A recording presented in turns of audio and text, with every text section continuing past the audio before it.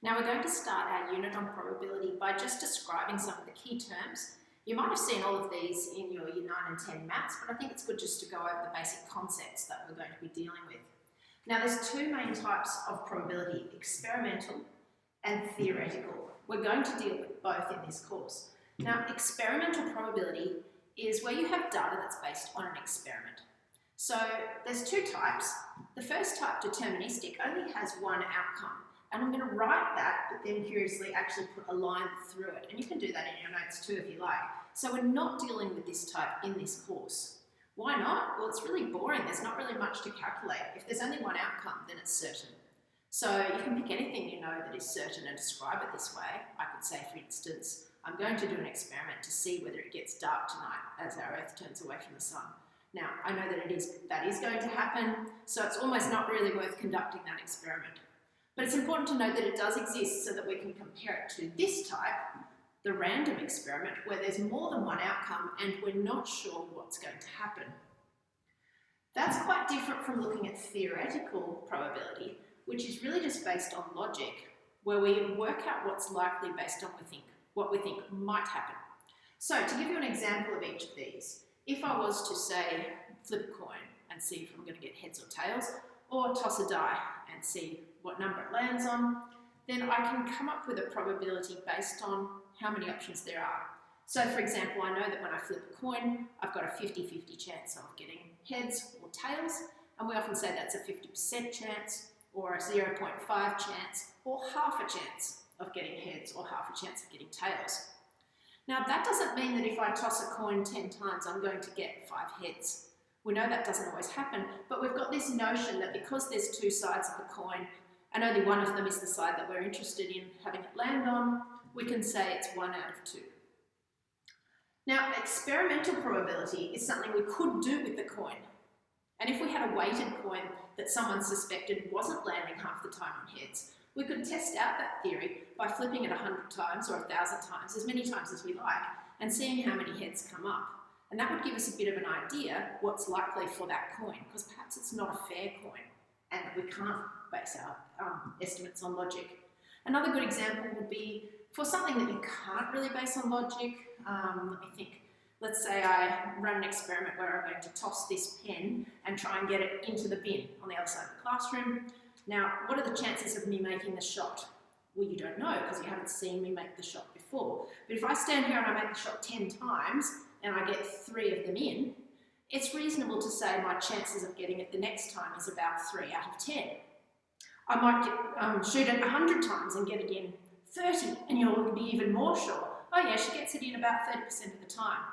The more trials I have at that bin, the more certain our results will make us of what my chances are of getting it the next time. Another good example of a random experiment that we use all the time is we look at our phones and say, oh, it's the 15% chance of rain today. How do they know? Well, they look at the weather patterns and they say, let's have a look at all the times in the past that the weather chart has looked just like this one, call them all up. Now maybe there's 1,000 of them, 1,000 other days where the clouds look just like today's clouds. Okay, well how many times did it rain?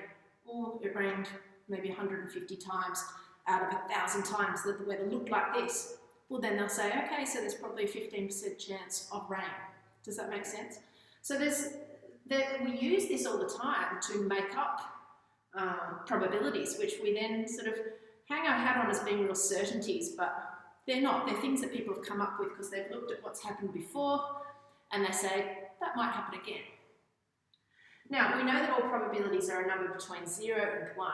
If the probability of something is 0, then it's impossible. And if the probability is 1, then it is certain. These can be written as decimals, percentages, or fractions. People often say even 50-50, but it's better to say half, 50% or 0.5 for something like chances of tossing a head when you flip a coin. Now, a few other definitions. The sample space is the set of all possible outcomes. So everything that could happen is your sample space. So for flipping a coin, we would say heads and tails. They're the two options. A uniform sample space is when all the outcomes are equally likely. So for something like flipping a coin, that is the case. Sometimes they're not all equally likely though. And the event space is the set of outcomes that describe an event. So in an example of flipping a coin, one event space would be tossing a head. The other would be tossing tails. Now, how do we use these?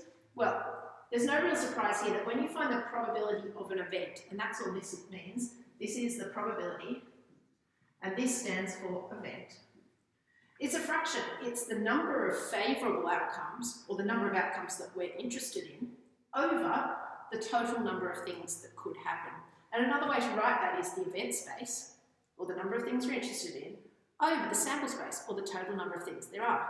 So, for example, if we toss a 6-sided die, the probability of tossing a 2, well, how many 2s are there? There's just one side that has a 2 on it, so that's our event space, the 2. But how many things are there that could happen? Well, there's 6 sides on the die, so there's 6 possible outcomes. So the chances, logically, are 1/6, and this is an example of theoretical probability. What's the probability of an even number? Well, here the event space is all the even numbers, 2, 4, or 6. There's 3 things that we want. There's 3 favourable outcomes.